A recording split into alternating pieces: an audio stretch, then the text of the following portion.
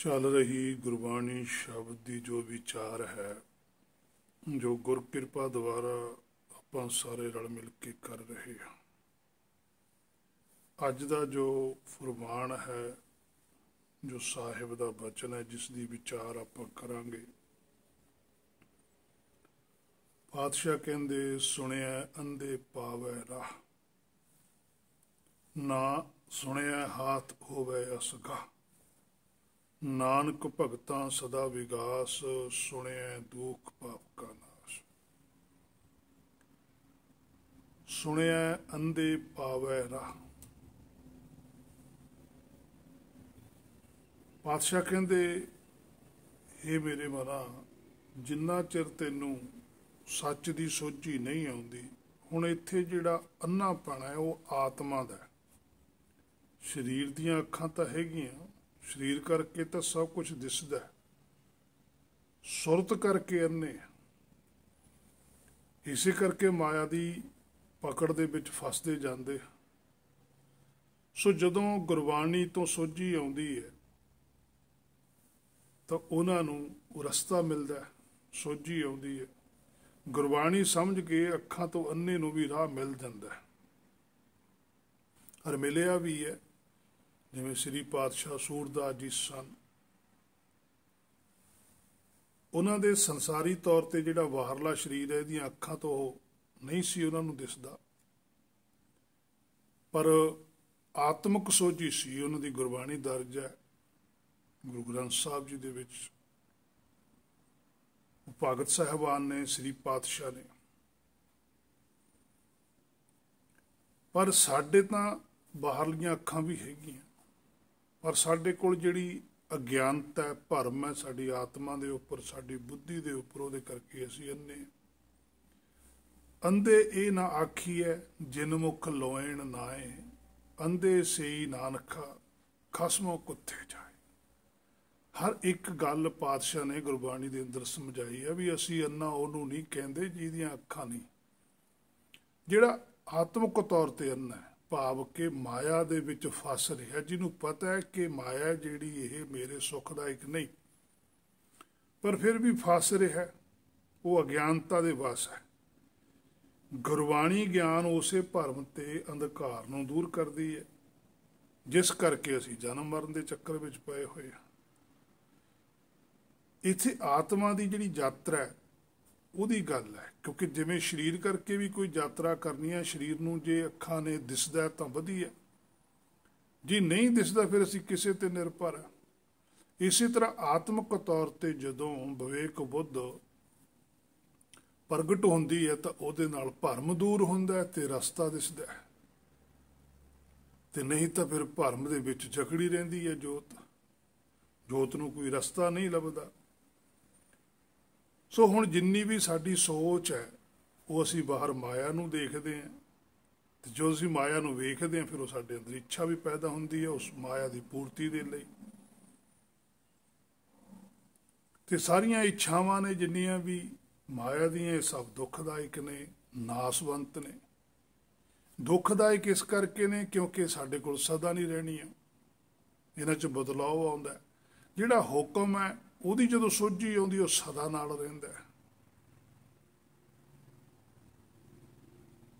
सो असीं भरम करके डरदे ते असीं अखां भी नहीं खोलदे, भावें सानूं गुरबाणी बार बार सोझी जरूर कराउंदी है, पर असीं गुरबाणी तो ज्ञान जरूर लै रहे हैं, पर उस ज्ञान नूं लागू नहीं कर रहे। ज्ञान लै लेना चंगी गल है, पर ज्ञान नूं लागू करना सब तो श्रेष्ठ गल है। जिवें गुरबाणी ने सानूं कह दिता भी विकार नहीं करने, तो फिर नहीं करने, पर असीं कर रहे हैं। सो जिवें जिवें गुरबाणी तो सोझी आउंदी है, तिवें तिवें रस्ता मिलता चले जाता जोत नूं। ज्ञान ही जोत है जिहड़ी साडी, वो रस्ता सानू अगे दिखाउंदी है, भरम तो अगे भी कुछ है। हुण कई बार साडे अंदर सवाल भी पैदा हो जाता भी असीं इन्नी गुरबाणी भी पढ़ते हैं, फिर सोझी क्यों नहीं आउंदी, क्यों नहीं असीं मन सकते गुरबाणी की गल। ਜਦੋਂ ਗੁਰਬਾਣੀ ਨੇ ਕਹਿਤਾ ਵੀ ਝੂਠ ਨਹੀਂ ਬੋਲਣਾ, ਨਿੰਦਿਆ ਨਹੀਂ ਕਰਨੀ, ਕਿਸੇ ਦਾ ਬੁਰਾ ਨਹੀਂ ਸੋਚਣਾ, ਪਤਾ ਸਾਨੂੰ ਹੈ ਵੀ ਨਿੰਦਿਆ ਨਹੀਂ ਕਰਨੀ ਚਾਹੀਦੀ, ਕਿਸੇ ਦਾ ਬੁਰਾ ਨਹੀਂ ਕਰਨਾ ਚਾਹੀਦਾ, ਝੂਠ ਨਹੀਂ ਬੋਲਣਾ ਚਾਹੀਦਾ, ਪਰ ਫਿਰ ਵੀ ਅਸੀਂ ਬੋਲਦੇ ਹਾਂ। ਇਹ ਕਿਉਂ? ਇਹ ਵੀ ਇੱਕ ਆਪਣੇ ਆਪ 'ਚ ਸਵਾਲ ਹੈ ਵੀ ਇੰਨੀ ਗੁਰਬਾਣੀ ਵੀ ਅਸੀਂ ਪੜ੍ਹਦੇ ਹਾਂ, ਫਿਰ ਸਾਡੇ ਅੰਦਰ ਸਾਨੂੰ ਪਤਾ ਵੀ ਹੈ ਵੀ ਇਹ ਕੰਮ ਗਲਤ ਨੇ, ਅਸੀਂ ਫਿਰ ਕਿਉਂ ਕਰ ਜਾਂਦੇ ਹਾਂ? ਇਹ ਕੀ ਕਾਰਨ ਹੈ? ਇਹ ਕਾਰਨ ਹੈ ਸਾਡੇ ਅੰਦਰਲੀ ਬਰੀਕ ਹਉਮੈ, ਸਾਡੇ ਅੰਦਰ ਭਰਮ। ਇਹ ਸਭ ਤੋਂ ਵੱਡਾ ਕਾਰਨ ਹੈ। ਅਸੀਂ ਝੂਠ ਕਿਉਂ ਬੋਲਦੇ ਹਾਂ? ਕਿਉਂਕਿ ਆ ਜਿਹੜਾ ਬਾਹਰਲਾ ਸਰੀਰ ਹੈ, ਅਸੀਂ ਇਹਨੂੰ ਬਚਾਉਣਾ ਚਾਹੁੰਦੇ ਹਾਂ। ਸਾਨੂੰ ਇਹ ਪਤਾ ਵੀ ਜੇ ਅਸੀਂ ਨਿਰਾ ਪੂਰਾ ਹੀ ਸੱਚ ਬੋਲੇ ਹਾਂ ਤਾਂ ਸਾਨੂੰ ਇਹ ਸਰੀਰ ਨੂੰ ਤਕਲੀਫ ਹੋਊਗੀ। ਜੋਤ ਬਾਰੇ ਨਹੀਂ ਸਾਨੂੰ ਸੁਗਿਆਨ ਹੈਗਾ। ਜੋਤ ਬਾਰੇ ਸਿਰਫ ਇੰਨਾ ਹੀ ਪਤਾ ਵੀ ਆਤਮਾ ਹੁੰਦੀ ਹੈ, ਇਸ ਤੋਂ ਵੱਧ ਨਹੀਂ ਕੁਝ ਪਤਾ। ਬਾਕੀ ਸਾਰੀ ਜਾਣਕਾਰੀ ਬਾਹਰਲੇ ਸਰੀਰ ਦੀ ਹੈ। ਜਿਸ ਦਿਨ ਸਾਨੂੰ ਜੋਤ ਦੀ ਪੂਰੀ ਜਾਣਕਾਰੀ ਆਉਣ ਲੱਗ ਗਈ, ਆਪਣੇ ਆਪ ਨੂੰ ਅਸੀਂ ਪੂਰਾ ਜੋਤ ਜਾਣਨ ਲੱਗ ਗਈ, ਫੇਰ ਨਹੀਂ ਉਹਨੂੰ ਭੈ ਲੱਗਣਾ ਹੈਗਾ, ਫੇਰ ਨਹੀਂ ਉਹਨੇ ਡਰਨਾ। ਉਨਾ ਚਿਰ ਡਰ ਹੈ, ਉਨਾ ਚਿਰ ਅਸੀਂ ਜਾਣਦੇ ਸਭ ਕੁਛ ਹੈ। ਮਨ ਜਾਣਤ ਸਭ ਬਾਤ, ਜਾਣਤ ਹੀ ਔਗਣ ਕਰੇ, ਉਨਾ ਚਿਰ ਇਹਨੇ ਔਗਣ ਕਰਨਾ ਹੈ। ਪਤਾ ਹੈ ਕਾਰਨ ਇਹੀ ਹੈ। ਇੱਕ ਜਿਹੜੀ ਚੀਜ਼ ਸਾਨੂੰ ਸਾਹਮਣੇ ਦਿਸਦੀ ਹੁੰਦੀ ਹੈ ਉਹ ਸਾਡੇ ਲਈ ਸੱਚ ਹੈ, ਚਾਹੇ ਉਹਦੇ ਲਈ ਗੁਰਬਾਣੀ ਲੱਖ ਕਹੀ ਚੱਲੇ ਵੀ ਇਹ ਝੂਠ ਹੈ, ਪਰ ਉਹ ਸਾਡੇ ਸਾਹਮਣੇ ਤਾਂ ਦਿਸ ਰਹੀ ਹੈ, ਸਾਨੂੰ ਉਹ ਸੱਚ ਲੱਗਦੀ ਹੈ। ਜਿਹੜੀ ਚੀਜ਼ ਸਾਨੂੰ ਦਿਸ ਨਹੀਂ ਰਹੀ, ਗੁਰਬਾਣੀ ਕਹਿੰਦੀ ਉਹ ਸੱਚ ਹੈ। ਹੁਣ ਇਹ ਵੀ ਗੱਲ ਅਸੀਂ ਮੰਨਦੇ ਹਾਂ ਗੁਰਬਾਣੀ ਦੀ ਵੀ ਠੀਕ ਹੈ, ਜੋ ਗੁਰਬਾਣੀ ਕਹਿ ਰਹੀ ਹੈ ਸੱਚ ਹੈ, ਪਰ ਮੰਨਣ ਦੇ ਲਈ ਫਿਰ ਸਾਡੀ ਜਿਹੜੀ ਬੁੱਧੀ ਹੈ, ਆਤਮਾ ਹੈ, ਉਹ ਉਹਦਾ ਮੁਕਾਬਲਾ ਕਰਦੀ ਹੈ। ਗੁਰਬਾਣੀ ਦੇ ਉੱਪਰ ਦ੍ਰਿੜ ਵਿਸ਼ਵਾਸ ਕਰਨਾ, ਭਰੋਸਾ ਕਰਨਾ ਬਹੁਤ ਔਖਾ ਹੈ। ਔਰ ਜਿੰਨਾ ਚਿਰ ਗੁਰਬਾਣੀ ਤੇ ਦ੍ਰਿੜ ਵਿਸ਼ਵਾਸ ਭਰੋਸਾ ਨਹੀਂ ਹੁੰਦਾ, ਉਨਾ ਚਿਰ ਇਹ ਮੇਰੇ ਮਨਾ ਪ੍ਰਾਪਤੀ ਵੀ ਨਹੀਂ ਹੁੰਦੀ। ਇਹ ਵੀ ਗੱਲ ਨਾਲ ਹੀ ਹੈ। ਸੋਝੀ ਉਦੋਂ ਹੀ ਆਉਣੀ ਹੈ ਜਦੋਂ ਗੁਰਬਾਣੀ ਦੇ ਬਚਨਾਂ ਤੇ ਭਰੋਸਾ ਕਰ ਲਿਆ ਵੀ ਇਹ ਸੱਚ ਨੇ, ਇਹ ਮੰਨਣੇ ਨੇ, ਚਾਹੇ ਕੁਛ ਵੀ ਹੋ ਜਾਵੇ।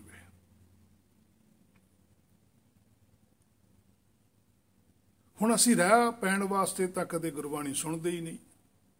ਇਹ ਮੇਰੇ ਮਨਾ ਤੂੰ ਤਾਂ ਨਹੀਂ ਸੁਣਦਾ, ਤੈਨੂੰ ਕਿਸੇ ਬਾਰੇ ਤਾਂ ਕੀ ਕਹਿਣਾ? ਤੂੰ ਆਪ ਹੀ ਨਹੀਂ ਰਸਤੇ ਵਾਸਤੇ ਗੁਰਬਾਣੀ ਸੁਣਦਾ, ਤੇ ਨਾ ਹੀ ਤੂੰ ਕਦੇ ਗੁਰਬਾਣੀ ਪੜ੍ਹੀ ਹੈ ਵੀ ਮੈਨੂੰ ਕੋਈ ਰਸਤਾ ਲੱਭੇ। ਤੇਰੇ ਮਨ 'ਚ ਤਾਂ ਇਹ ਵੀ ਗੁਰਬਾਣੀ ਪੜ੍ਹਨੀ ਚਾਹੀਦੀ ਹੈ, ਨਿਤਨੇਮ ਕਰਨਾ ਚਾਹੀਦਾ, ਪਾਠ ਕਰਨਾ ਚਾਹੀਦਾ, ਚੰਗੇ ਕੰਮ ਕਰਨੇ ਚਾਹੀਦੇ, ਬਸ। ਪਰ ਪ੍ਰਾਪਤੀ ਕੀ ਹੋ ਰਹੀ ਹੈ ਇਹਦੇ ਵਿੱਚੋਂ, ਇਹਦੇ ਬਾਰੇ ਨਹੀਂ ਕੁਝ ਪਤਾ ਲੱਗ ਰਿਹਾ। ਜਿਵੇਂ ਸੰਸਾਰੀ ਤੌਰ ਤੇ ਕੋਈ ਕੰਮ ਕਰਦਾ, ਉਸ ਕੰਮ 'ਚੋਂ ਪ੍ਰਾਪਤੀ ਵੀ ਭਾਲਦਾ ਵੀ ਜੇ ਮੈਂ ਕੋਈ ਪੈਸਾ ਖਰਚਿਆ ਉਹਦੇ ਵਿੱਚ ਉਹਨੂੰ ਲਾਭ ਵੀ ਹੋਵੇ। ਜੇ ਘਾਟਾ ਪੈ ਰਿਹਾ ਤਾਂ ਫਿਕਰ ਪੈ ਰਿਹਾ ਵੀ ਘਾਟਾ ਕਿਉਂ ਪੈ ਰਿਹਾ। ਪਰ ਹੇ ਮੇਰੇ ਮਨਾ, ਕਦੇ ਅੰਦਰ ਵੀ ਝਾਤੀ ਮਾਰ ਆਪਣੇ ਬਾਰੇ ਵੀ ਕਿ ਜਿੰਨਾ ਤੂੰ ਧਰਮ ਦੇ ਕੰਮ ਕਰ ਰਿਹਾ ਕਿ ਉਹਦੇ ਵਿੱਚੋਂ ਤੈਨੂੰ ਕਿੰਨਾ ਕੁ ਫਾਇਦਾ ਹੋ ਰਿਹਾ ਤੇ ਕਿੰਨਾ ਘਾਟਾ ਪੈ ਰਿਹਾ। ਜੇ ਤਾਂ ਪੈ ਰਿਹਾ ਘਾਟਾ, ਫਿਰ ਤਾਂ ਬੋਲਦਾ ਹੀ ਨਹੀਂ। ਜੇ ਮਾੜਾ ਮੋਟਾ ਕਿਤੇ ਫਾਇਦਾ ਹੋ ਗਿਆ ਤਾਂ ਰੌਲਾ ਪਾਉਂਦਾ ਹੈ ਕਿ ਬੜੀ ਕਿਰਪਾ ਹੋ ਗਈ। ਕਿਰਪਾ ਕਾਹਦੀ ਹੋਈ? ਮਾਇਆ 'ਚ ਹੀ ਕੁਛ ਮਿਲਿਆ। ਉਹ ਤਾਂ ਜੇ ਤੂੰ ਨਾ ਵੀ ਗੁਰਬਾਣੀ ਪੜ੍ਹਦਾ ਹੁੰਦਾ ਤਾਂ ਵੀ ਮਿਲ ਜਾਣਾ ਸੀ। ਬਹੁਤ ਵਿਅਕਤੀ ਹੈ ਸੰਸਾਰ ਦੇ ਅੰਦਰ ਐਸੇ ਨੇ ਜਿਹੜੇ ਗੁਰਬਾਣੀ ਨੂੰ ਨਫ਼ਰਤ ਕਰਦੇ, ਉਹਨਾਂ ਦੇ ਵੀ ਤਾਂ ਕੰਮ ਚੱਲਦੇ ਆ, ਉਹਨਾਂ ਦੇ ਵੀ ਮਾਇਆ ਦੇ ਭੰਡਾਰ ਭਰੇ ਪਏ ਆ। ਗੁਰਬਾਣੀ ਦਾ ਮਾਇਆ ਨਾਲ ਕੋਈ ਸੰਬੰਧ ਨਹੀਂ ਹੈ। ਜਿਹੜੀ ਜੋਤ ਗੁਰਬਾਣੀ ਦੇ ਉੱਪਰ ਦ੍ਰਿੜ ਵਿਸ਼ਵਾਸ ਕਰਦੀ ਹੈ, ਭਰੋਸਾ ਕਰਦੀ ਹੈ, ਗੁਰਬਾਣੀ ਦੀ ਗੱਲ ਨੂੰ ਮੰਨਦੀ ਹੈ, ਉਹਦਾ ਅਰ ਸੰਸਾਰ ਦੇ ਲੋਕਾਂ ਦਾ ਫਰਕ ਹੈ। ਉਹ ਸਾਰੇ ਸੰਸਾਰ ਨੂੰ ਸੁੱਤਾ ਪਿਆ ਮੰਨਦੀ ਹੈ। ਤਿਹੀ ਗੁਣੀ ਸੰਸਾਰ ਭ੍ਰਮ ਸੁੱਤਾ, ਸੁੱਤਿਆਂ ਰਹਿਣ ਬਿਹਾਣੀ। ਉਹ ਕਹਿੰਦੇ ਤਾਂ ਸਾਰਾ ਸੰਸਾਰ ਹੀ ਸੁੱਤਾ ਪਿਆ। ਜਾਗਦੇ ਸੀ ਪਾਤਸ਼ਾਹ, ਜਾਗਦੇ ਸੀ ਭਗਤ ਸਾਹਿਬਾਨ, ਜਾਗਦਿਆਂ ਨੇ ਕਿਹਾ ਵੀ ਇਹ ਤਾਂ ਸਾਰਾ ਸੰਸਾਰ ਹੀ ਸੁੱਤਾ। ਹੁਣ ਸੰਸਾਰ ਦੇ ਧਾਰਮਿਕ ਲੋਕ ਉਹ ਕਹਿੰਦੇ ਵੀ ਅਸੀਂ ਨਾਮ ਜਪਦੇ ਹਾਂ, ਅਸੀਂ ਤਾਂ ਜਾਗਦੇ ਹਾਂ। ਭਗਤ ਸਾਹਿਬ ਉਹਨਾਂ ਨੂੰ ਸੁੱਤਾ ਪਿਆ ਮੰਨਦੇ। ਸਾਰਾ ਸੰਸਾਰ ਕਹਿੰਦਾ ਅਸੀਂ ਨਾਮ ਜਪਦੇ ਹਾਂ। ਗੁਰਬਾਣੀ ਕੀ ਕਹਿੰਦੀ ਹੈ? ਬਿਨ ਨਾਵੈ ਜਗ ਕਮਲਾ ਫਿਰੈ। ਉਹ ਕਹਿੰਦਾ ਨਾਮ ਤੋਂ ਬਿਨਾਂ ਸਾਰੇ ਕਮਲੇ ਹੋਏ ਫਿਰਦੇ ਨੇ।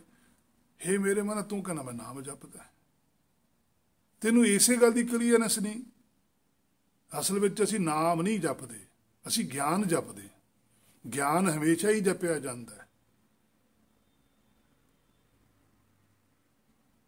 ਜਦੋਂ ਗਿਆਨ ਜਪਿਆ ਜਾਂਦਾ, ਗਿਆਨ ਦੇ ਵਿੱਚੋਂ ਤੱਤ ਜਿਹੜਾ ਮਿਲਦਾ ਉਹ ਹੈ ਨਾਮ। ਜਿਵੇਂ ਦੁੱਧ ਚੋਂ ਮੱਖਣ ਕੱਢਿਆ ਰਿੜਕ ਕੇ, ਉਹ ਮੱਖਣ ਨੂੰ ਕੱਢਣ ਵਾਸਤੇ ਸਾਨੂੰ ਗਿਆਨ ਚਾਹੀਦਾ, ਪਰ ਮੱਖਣ ਖਾਣ ਲਈ ਤਾਂ ਗਿਆਨ ਦੀ ਲੋੜ ਨਹੀਂ ਨਾ। ਮੱਖਣ ਚੱਕਿਆ ਖਾ ਲਿਆ। ਔਰ ਮੱਖਣ ਨੇ ਜਦੋਂ ਅੰਦਰ ਜਾਣਾ, ਉਹਨੇ ਤਾਕਤ ਵੀ ਦੇਣੀ ਹੈ, ਐਨਰਜੀ ਵੀ ਦੇਣੀ ਹੈ। ਇਸੇ ਤਰ੍ਹਾਂ ਜਿਹੜਾ ਗੁਰਮੁਖ ਹੈ ਉਹ ਗੁਰਬਾਣੀ ਦੇ ਗਿਆਨ ਨੂੰ ਜਪਦਾ, ਭਾਵ ਕੇ ਸਮਝਦਾ ਵੀ ਜੋ ਮੈਨੂੰ ਗੁਰਬਾਣੀ ਦੇ ਵਿੱਚ ਹਦਾਇਤ ਨੇ ਮੈਂ ਮੰਨਣੀ ਹੈ। ਉਹਨਾਂ ਹਦਾਇਤਾਂ ਨੂੰ ਮੰਨਦਾ, ਆਪਣੇ ਤੇ ਲਾਗੂ ਕਰਦਾ, ਆਪਣਾ ਜੀਵਨ ਬਸਰ ਕਰਦਾ। ਉਹਦੇ ਵਿੱਚੋਂ ਨੂੰ ਪ੍ਰਾਪਤੀ ਨਾਮ ਦੀ ਹੁੰਦੀ ਹੈ। ਉਹ ਨਾਮ ਕੀ ਹੈ? ਉਹ ਨਿਰਭਉ ਹੈ, ਉਹ ਸਤਨਾਮ ਹੈ, ਉਹ ਕਰਤਾ ਪੁਰਖ ਹੈ, ਉਹ ਨਿਰਭਉ ਹੈ, ਉਹ ਨਿਰਵੈਰ ਕਰਦਾ, ਉਹ ਅਕਾਲ ਮੂਰਤ ਬਣਾਉਂਦਾ, ਉਹ ਜੂਨੀ ਬਣਾਉਂਦਾ,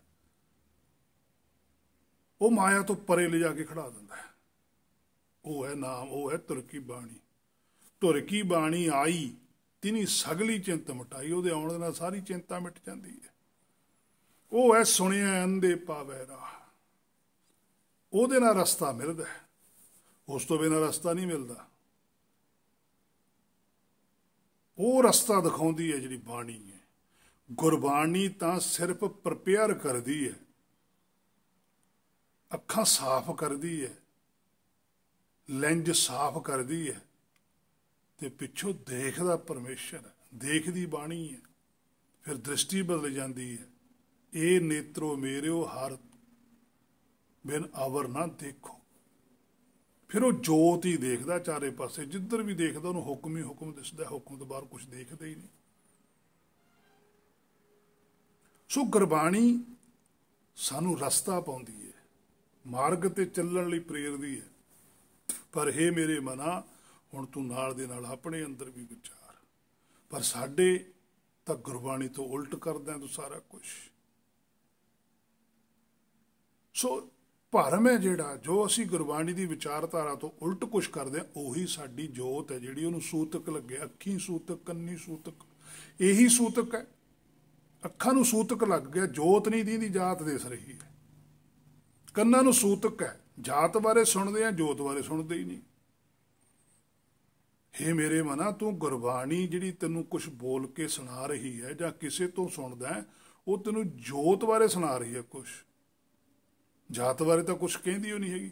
ਪਰ ਤੂੰ ਜੋਤ ਨੂੰ ਛੱਡ ਕੇ ਜਾਤ ਨਾਲ ਫੇਰ ਜੁੜ ਜਾਂਦਾ, ਭਾਵ ਕੇ ਸਰੀਰਾਂ ਨਾਲ ਜੁੜ ਜਾਂਦਾ, ਜਾਂ ਆਪਣੇ ਨਾਲ ਜਾਂ ਕਿਸੇ ਦੇ ਨਾਲ। ਜਦ ਕਿ ਗੁਰਬਾਣੀ ਇਸ ਚੀਜ਼ ਨੂੰ ਰੋਕਦੀ ਹੈ। ਇਹੀ ਅੰਧਾਪਣ ਹੈ, ਇਹੀ ਅੰਧ ਹੈ। ਪਰ ਜੇ ਸੁਣਿਆ, ਜੇ ਤੂੰ ਸੁਣ ਲਵੇਂ, ਜੇ ਤੂੰ ਸੁਣਨ ਲੱਗ ਜਾਵੇਂ ਗੁਰਬਾਣੀ ਦੀ ਗੱਲ, ਤਾਂ ਅੰਨਾਪਣਾ ਤੇਰਾ ਜਿਹੜਾ ਹਨੇਰਾ, ਜਿਹੜਾ ਭਰਮ ਹੈ, ਉਹ ਦੂਰ ਹੋ ਜਾਊਗਾ। ਪਾਵ ਹੈ ਰਾਹ। ਫਿਰ ਤੂੰ ਉਸ ਰਸਤੇ ਤੇ ਪੈ ਜਾਏਗਾ ਜਿਹੜਾ ਰਸਤਾ ਤੈਨੂੰ ਬਾਣੀ ਤੱਕ ਲੈ ਕੇ ਜਾਂਦਾ ਹੈ, ਜਿਹੜਾ ਤੈਨੂੰ ਤੇਰੀ ਮੰਜ਼ਿਲ ਤੇ ਪਹੁੰਚਾਉਂਦਾ ਹੈ। ਉਸ ਮਾਰਗ ਤੇ ਪਹੁੰਚ ਜਾਏਗਾ, ਪਰ ਉਸ ਤੋਂ ਬਿਨਾਂ ਨਹੀਂ ਜਾ ਸਕਦਾ।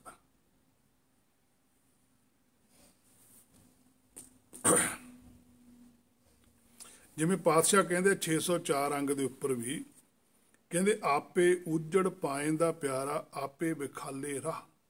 ਆਪੇ ਹੀ ਸਭ ਆਪ ਹੀ ਹੈ ਪਿਆਰਾ, ਆਪੇ ਬੇਪਰਵਾਹ। ਹੁਣ ਇੱਥੇ ਸਿੱਧਾ ਸਪਸ਼ਟ ਗੱਲ ਹੈ ਕਿ ਆਪੇ ਉਜੜ ਪਾਏਂਦਾ ਪਿਆਰਾ।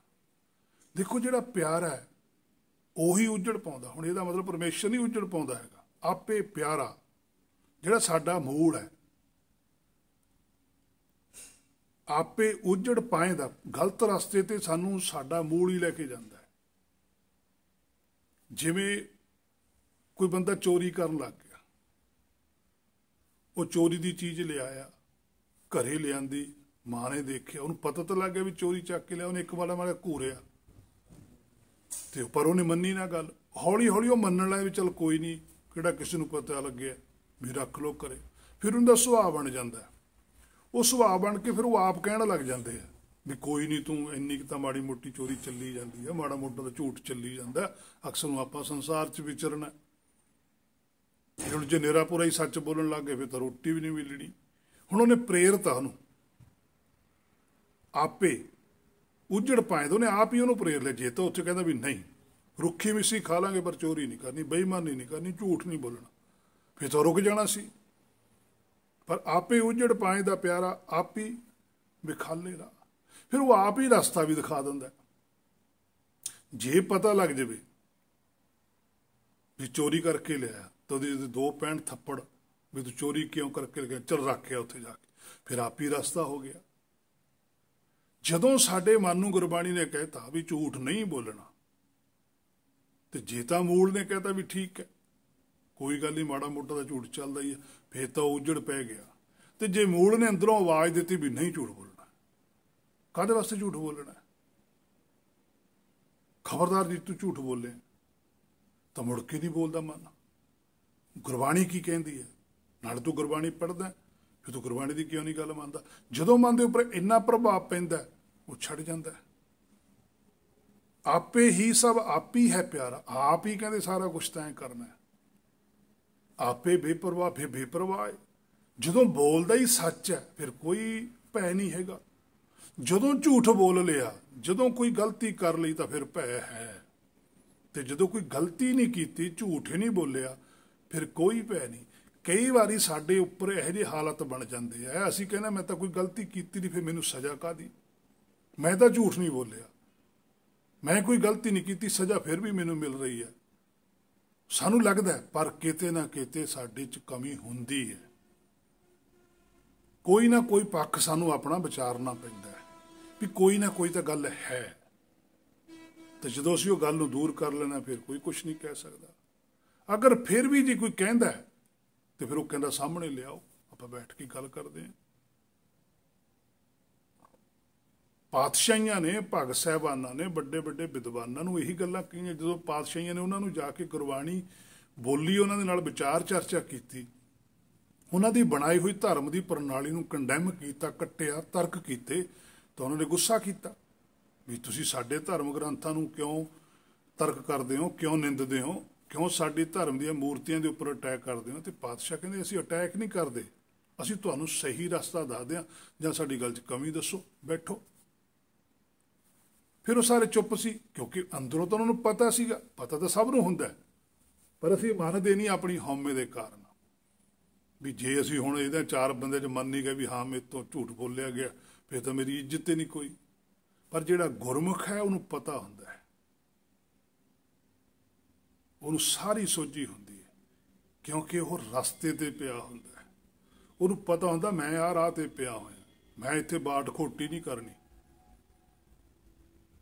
ਗੁਰਮੁਖ ਖਰੇ ਖੋਟੇ ਪਛਾਣ, ਉਹਨੂੰ ਖਰੇ ਖੋਟੇ ਦੀ ਪਛਾਣ ਹੁੰਦੀ ਹੈ। ਉਹ ਭੈ ਭੀਤ ਨਹੀਂ ਹੁੰਦਾ, ਉਹ ਨਿਰਭਉ ਹੁੰਦਾ ਹੈ। ਸੋ ਉਸ ਤੋਂ ਅੱਗੇ ਪਾਤਸ਼ਾਹ ਕਹਿੰਦੇ ਆ, ਸੁਣਿਆ ਹਾਥ ਹੋਵੇ ਅਸਗਾ।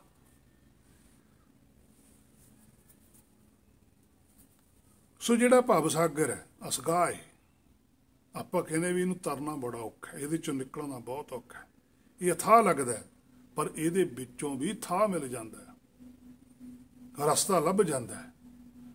ਭਵ ਸਾਗਰ ਚੋਂ ਵੀ ਰਸਤਾ ਲੱਭੇ ਹੀ ਹੈ ਪਾਤਸ਼ਾਹੀਆਂ ਨੂੰ, ਭਗਤ ਸਾਹਿਬਾਨ ਨੂੰ ਰਸਤਾ ਹੀ ਲੱਭੇ, ਤਾਂ ਹੀ ਉਹ ਤਰ ਕੇ ਬਾਹਰ ਗਏ ਆ। ਅੰਨੇ ਨੂੰ ਰਸਤਾ ਮਿਲ ਜਾਂਦਾ ਹੈ, ਪਰ ਜਦੋਂ ਉਹਦਾ ਅੰਨਾਪਣ ਦੂਰ ਹੋ ਜਾਂਦਾ, ਜਦੋਂ ਉਹਦਾ ਭਰਮ ਦੂਰ ਹੋ ਜਾਂਦਾ, ਜੋਤ ਨੂੰ ਸਾਰੀ ਰੌਸ਼ਨੀ ਹੋ ਜਾਂਦੀ ਹੈ। ਗੁਰਬਾਣੀ ਇਸ ਜੱਗ ਮਹਿ ਚਾਨਣ ਕਰਮ ਵਸੈ ਮਨ ਆਏ, ਉਹਦੇ ਅੰਦਰ ਚਾਨਣ ਹੋ ਜਾਂਦਾ, ਰੌਸ਼ਨੀ ਹੋ ਜਾਂਦੀ ਹੈ, ਬਖਸ਼ਿਸ਼ ਹੋ ਜਾਂਦੀ ਹੈ। ਜੋ ਭਵ ਸਾਗਰ ਥਾਹ ਲੱਗਦਾ ਹੈ, ਉਹ 'ਚੋਂ ਥਾਹ ਮਿਲ ਜਾਂਦਾ ਹੈ, ਭਾਵ ਭਵ ਸਾਗਰ ਤੋਂ ਪਾਰ ਲੰਘ ਜਾਂਦਾ ਹੈ। ਸੁਣ ਕੇ ਸਮਝ ਕੇ ਹਾਥ ਹੋਵੇ ਅਸਗਾ, ਇਹਦਾ ਭਾਵ ਕੀ ਹੈ, ਹੱਥ। ਹੱਥ ਕੀ ਹੈ, ਹੁਕਮ। ਹੁਕਮ ਨੂੰ ਹੱਥ ਪੈ ਜਾਂਦਾ ਹੈ, ਹੁਕਮ ਫੜਨ 'ਚ ਆ ਜਾਂਦਾ ਹੈ। ਹੁਕਮ ਨੂੰ ਸੁਰਤ ਹੈ ਜਿਹੜੀ ਉਹ ਫੜ ਲੈਂਦੀ ਹੈ। ਸ਼ਬਦ ਸੁਰਤ ਭਵ ਸਾਗਰ ਤਰੀ ਹੈ, ਫਿਰ ਉਹ ਤਰ ਜਾਂਦੀ ਹੈ, ਉਹਨਾਂ ਚਿਰ ਹੀ ਤਰ ਸਕਦੀ। ਜਿਸ ਨੂੰ ਅਥਾਹ ਕਹਿੰਦੇ ਆ ਸਾਰੇ ਸੰਸਾਰ ਦੇ ਲੋਕ, ਗੁਰਮੁਖਾਂ ਨੇ ਉਹਦਾ ਥਾਹ ਪਾ ਲਿਆ। ਥਾਹ ਕੀ, ਤਿੰਨੇ ਲੋਕਾਂ ਦਾ ਗਿਆਨ ਜਾਣ ਲਿਆ, पर ਤਿੰਨ ਲੋਕ ਹੈ ਕੀ, ਉਹਨੂੰ ਪਤਾ ਲੱਗ ਗਿਆ ਵੀ ਇਹ ਜਿਹੜੇ ਤਿੰਨੇ ਲੋਕ ਨੇ ਤਾਂ ਮਾਇਆ ਹੀ ਹੈ, ਇਹਦਾ ਦਲਦਲ ਹੀ ਹੈ, ਅੰਧਕਾਰ ਹੀ ਹੈ, ਇਹ ਤੋਂ ਪਰੇ ਚੱਲਣਾ। ਸੋ ਆਪਣੇ ਆਪ ਦਾ ਜਿੰਨਾ ਕੁ ਗਿਆਨ ਹੈ ਉਹ ਇਕੱਠਾ ਕਰਦਾ ਗੁਰਬਾਣੀ ਸੁਣ ਕੇ। ਸੁਣਨ ਤੋਂ ਭਾਵ ਜਦੋਂ ਗੁਰਬਾਣੀ ਨੂੰ ਸੁਣ ਲੈਂਦਾ ਫਿਰ ਉਹਨੂੰ ਸਮਝਦਾ। ਸੋ ਜੇ ਅਸੀਂ ਗੁਰਬਾਣੀ ਦੀਆਂ ਜਿਹੜੀਆਂ ਸੁਣਨ ਵਾਲੀਆਂ ਆ 4 ਪੌੜੀਆਂ ਨੇ ਇਹਨੂੰ ਹੀ ਸਮਝ ਲਈਏ, ਕੱਲੀ ਕੱਲੀ ਗੱਲ ਨੂੰ ਸਮਝ ਲਈਏ, ਤਾਂ ਸਾਡੀ ਜਿਹੜੀ ਆਤਮਿਕ ਜੀਵਨ ਦਾ ਜਿਹੜਾ ਜਿਉਣ ਦਾ ਤਰੀਕਾ ਹੈ ਉਹ ਬਦਲ ਜਾਂਦਾ, ਸਾਡੀ ਸੋਚ ਬਦਲ ਜਾਂਦੀ ਹੈ, ਸਾਡੀ ਵਿਚਾਰਧਾਰਾ ਬਦਲ ਜਾਂਦੀ ਹੈ। ਅਸਲ ਵਿੱਚ ਸਾਡੇ ਵਾਸਤੇ ਇਹੀ ਹੁਕਮ ਹੈ ਕਿ ਜੋ ਗੁਰਬਾਣੀ ਦੇ ਵਿੱਚ ਲਿਖਿਆ ਹੋਇਆ ਇਹ ਅਸੀਂ ਮੰਨਣਾ ਹੈ। ਸੁਣਿਆ ਅੰਧੇ ਪਾਵੈ ਰਾਹ, ਸੁਣਿਆ ਹਾਥ ਹੋਵੇ ਅਸਗਾ। ਕਈ ਹੁਣ ਇਹਨੂੰ ਪੜ੍ਹਦੇ ਸੁਣਿਆ ਅੰਧੇ ਪਾਵੈ ਰਾਹੋ, ਉਹ ਹਾਹੇ ਨੂੰ ਔਂਕੜ ਨੂੰ ਹੋੜਾ ਬੁਲਾ ਲੈਂਦੇ ਆ। ਰਾਹੋ ਕੀ ਹੁੰਦਾ, ਅਸਗਾਹੋ ਕੀ ਹੁੰਦਾ? ਔਂਕੜ ਪਈ ਹੈ ਭਾਵ ਕਿ ਇੱਕ ਨਿਰਾਕਾਰੀ ਰਸਤੇ ਦੀ ਗੱਲ ਹੈ ਇੱਥੇ, ਕਿ ਜਿਨ੍ਹਾਂ ਨੇ ਵੀ ਸੁਣਿਆ ਉਹਨਾਂ ਦਾ ਭਰਮ ਰੂਪੀ ਜਿਹੜੀ ਅਗਿਆਨਤਾ ਸੀ ਉਹ ਦੂਰ ਹੋ ਗਈ, ਉਹਨਾਂ ਨੂੰ ਅਸਲੀ ਮਾਰਗ ਦਿਸਣ ਲੱਗ ਗਿਆ। ਜਿਨ੍ਹਾਂ ਨੇ ਵੀ ਹੁਕਮ ਨੂੰ ਸੁਣਿਆ, ਹੁਕਮ ਦੇ ਬਾਰੇ ਸੁਣਿਆ, ਉਹਨਾਂ ਨੂੰ ਹੁਕਮ ਦੀ ਸੋਝੀ ਵੀ ਆ ਗਈ। ਉਹਨਾਂ ਨੇ ਆਪਣੀ ਮੈਂ ਦੂਰ ਕਰ ਲਈ। ਗਾ ਹੁਕਮ ਹੈ ਜਿਹੜਾ ਅਗਾਹ ਸੀ ਉਹਨੂੰ ਜਾਣ ਲਿਆ। ਅੰਗ 710 ਉੱਪਰ ਵੀ ਪਾਤਸ਼ਾਹ ਕਹਿੰਦੇ ਭਉ ਜਲ ਬਿਕਮ ਅਸਗਾ ਗੁਰ ਬੋਹਿਥੈ ਤਰੀਅਮ। ਕਹਿੰਦੇ ਭਉ ਜਲ ਬਿਕਮ ਅਸਗਾ, ਕਹਿੰਦੇ ਬੜਾ ਇਹ ਭੈ ਦਾ ਜਲ ਹੈ ਔਰ ਬਿਕਮ ਹੈ, ਇਹ ਜਿਹੜਾ ਭਵ ਸਾਗਰ ਹੈ ਕੋਈ ਸੌਖਾ ਵੀ ਨਹੀਂ ਤਰ ਜਾਣਾ। ਪਰ ਗੁਰ ਬੋਹਿਥ ਹੈ, ਜੇ ਗੁਰਮਤਿ ਕੋਲ ਹੋਵੇ, ਜੇ ਗੁਰਬਾਣੀ ਦੀ ਸੋਝੀ ਆ ਜਾਵੇ ਤੇ ਸੋਝੀ ਆ ਕੇ ਆਤਮਾ ਮੰਨਣ ਲੱਗ ਜਾਵੇ ਤਾਂ ਫਿਰ ਤਰਨਾ ਵੀ ਬਹੁਤ ਸੌਖਾ ਹੈ।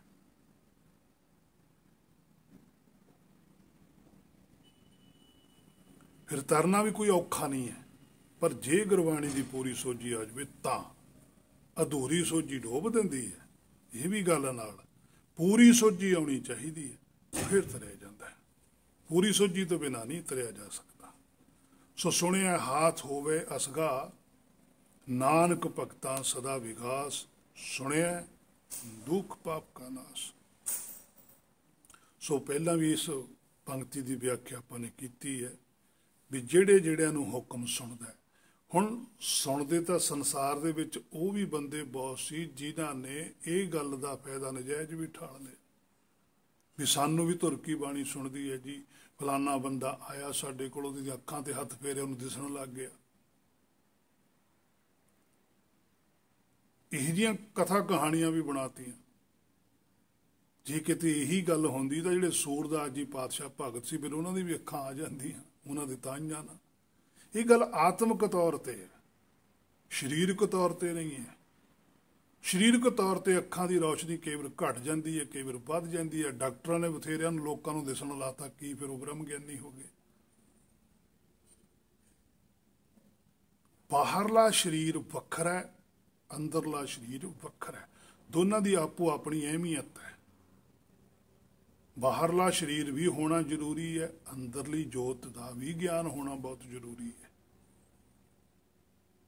ਪਰ ਹੇ ਮੇਰੇ ਮਨਾਂ, ਤੂੰ ਅੰਦਰਲਾ ਆਪਣੇ ਆਪ ਦਾ ਸੁਗਿਆਨ ਛੱਡ ਕੇ ਬਾਹਰਲੇ ਸਰੀਰ ਦਾ ਗਿਆਨ ਪ੍ਰਾਪਤ ਕਰਕੇ ਝਗੜੇ 'ਚ ਪੈ ਗਿਆ। ਆਪਣਾ ਆਪਾ ਸਾਰਾ ਹੀ ਗਵਾ ਕੇ ਜਾ ਰਿਹਾ। ਸੋ ਨਾਨਕ ਭਗਤਾਂ ਸਦਾ ਵਿਗਾਸ। ਸੁਣਿਆ ਹਾਥ ਹੋਵੇ ਅਸਗਾ, ਇਹਦਾ ਵੀ ਅਰਥ ਥੋੜ੍ਹਾ ਜਿਹਾ ਚੇਂਜ ਕੀਤਾ ਗਿਆ ਕਿ ਜਿਨ੍ਹਾਂ ਨੇ ਵੀ ਸੁਣਿਆ ਵੀ ਉਹ ਹੱਥ ਜਿੰਨਾ ਹੀ ਰਹਿ ਗਿਆ। ਫਿਰ ਇਹ ਤੋਂ ਕਥਾ ਕਹਾਣੀਆਂ ਬਹੁਤ ਬਣ ਗਈਆਂ। ਪਤਾ ਨਹੀਂ ਕੀ ਕੁਛ ਬਣਾ ਕੇ ਸਾਡੇ ਅੱਗੇ ਪੇਸ਼ ਕਰਤਾ। ਫਿਰ ਅੱਜ ਕਿਉਂ ਨਹੀਂ ਹੋ ਰਿਹਾ? ਫਿਰ ਸਾਡੇ ਇੱਕ ਗੱਲ ਕਹਿੰਦੇ ਵੀ ਜੀ ਭਾਵਨਾ ਹੋਣੀ ਚਾਹੀਦੀ ਹੈ। ਕੀ ਇੰਨੇ ਸਿੱਖ ਜਗਤ ਦੇ ਵਿੱਚ ਇੰਨੇ ਗੁਰੂ ਗ੍ਰੰਥ ਸਾਹਿਬ ਨੂੰ ਮੰਨਦੇ, ਕੀ ਉਹਨਾਂ ਦੀ ਭਾਵਨਾ ਨਹੀਂ ਹੈ? ਹਰ ਇੱਕ ਦੀ ਭਾਵਨਾ ਹੈ। ਸਾਡੀ ਭਾਵਨਾ ਹੈ, ਚੰਗੀ ਗੱਲ ਹੈ, ਪਰ ਸਾਡੇ ਉੱਪਰ ਸਾਡੇ ਗੁਰੂ ਦੀ ਭਾਵਨਾ ਵੀ ਹੋਵੇ ਤਾਂ ਗੱਲ ਬਣਦੀ ਹੈ। ਇਕੱਲੇ ਦੀ ਭਾਵਨਾ ਕੀ ਕਰੂਗੀ? ਸਾਡੇ ਤੇ ਸਾਡੇ ਗੁਰੂ ਦੀ ਭਾਵਨਾ ਹੈ ਕਿ ਤੁਸੀਂ ਸੱਚ ਬੋਲੋ। ਸਾਡੇ ਤੇ ਸਾਡਾ ਗੁਰੂ ਚਾਹੁੰਦਾ ਕਿ ਤੁਸੀਂ ਝੂਠ ਨਾ ਬੋਲੋ। ਪਰ ਕਾ ਬੁਰਾ ਨਾ ਰੱਖੋ ਚੀਤ, कि अपने चित्त दे विच किसी दा बुरा ना सोचो। साडा गुरु कहंदा है, मिथ्या नाही रसना परस, कि तुसी अपनी बुद्धि नूं झूठ दा स्पर्श ना करो। पर हे मेरे मना, हुण तूं, तेरी भावना हुण की करूगी? तेरी भावना यह है भी तुसी जिहड़ा कहने हो कि परका बुरा ना रखो, चित बिल्कुल सही है जी, पर मैं तो चित्त च बुरा रखना ही रखना है। तुहाडा वचन बिल्कुल सच है भी झूठ नहीं बोलना चाहिए, पर मैं नहीं हट सकता। मेरी भावना यह है, जां दूजी भावना है कि मैं मत्था टेक दूंगा। पाठ दस दो किन्ने करने, उन्ने कर लेने, 100 पाठ कर लेना, 200 माला फेर देना, इन्ने करोड़ जाप कर देना, ये मैं कर दूं, पर मैं झूठ बोलना नहीं हटना। हे मेरे मन, तेरी ये भावना है ते तेरा गुरु की कहंदा है, ओ देख, नवेड़ा गुरु की भावना ते होना, तेरी भावना ते नहीं होना। गुर कह ऐसा कार कमावो है, गुर की करनी काहे तावो नहीं है, पर तू उल्ट चलदा है। इसे करके तेरे अंदर विकास नहीं हुंदा। नानक भगतां सदा विकास। नानक जी कहंदे भगतां नूं तां सदा ही विकास है, कोई परवाह ही नहीं, सदा ही आनंद है, क्योंकि वो अपने गुरु की भावना मुताबिक चलते हैं। जो गुरु कह रहा उवें चल रहा, वो अपनी मत नूं वरतदे ही नहीं विच। वो कहंदे तुसीं कहता ठीक है, बस तुसीं कहता सच बोलना तो बोलना ही बोलना, चाहे कुछ हो जाए। तुसीं कहता भी कहता बुरा नहीं करना, नहीं करना तो नहीं करना। जिथे जाए बही है, भला कही है, झोल अमृत पीजै। जे गुण होवन साजना, मिल सांझ करीजै। सांझ करीजै गुणा केरी, छोड़ अवगण चली है। पातशाह तो यह कहते हैं कि गुणा की सांझ पा। जे तेनों किसी च कोई औगण भी लगता, उहदे औगण नूं ढक, उहनूं दस कि आ तेरे च जिहड़ा औगण है, इहनूं ऐ गुण दे नाल ढक दे, इहनूं खत्म कर दे। गुण का एडा प्रताप पैदा कर ला अपने हिरदे च, तेरे औगण सड़ जाण, गल जाण, खत्म हो जाण। तां ही पातशाह ने लिखा सी, तिथै ज्ञान खंड में ज्ञान प्रचंड। कहते इन्ना ज्ञान अपने हिरदे च प्रचंड कर दे, जिहड़ी मैल है सारी सड़ के सुआह हो जाए। नानक भगतां सदा विकास, सदा ही विकास है। सुनिया दुख पाप का नाश। जिन्होंने सुनिया उस हुक्म नूं, उन्हां दे अंदर दुख नहीं है, पाप के बार बार शरीर नहीं तारने पैंदे, इहदा नाश हो जाता है। वो सदा ही अपने निज घर दे विच प्रवेश कर जाते हैं। इत्थों तक कि अज दी विचार सी जो गुर किरपा द्वारा की गई है। बाकी दी विचार जे गुर ने किरपा की तां फिर की जाएगी। होइयां बेअंत भुल्लां दी खिमा। वाहिगुरू जी का खालसा, वाहिगुरू जी की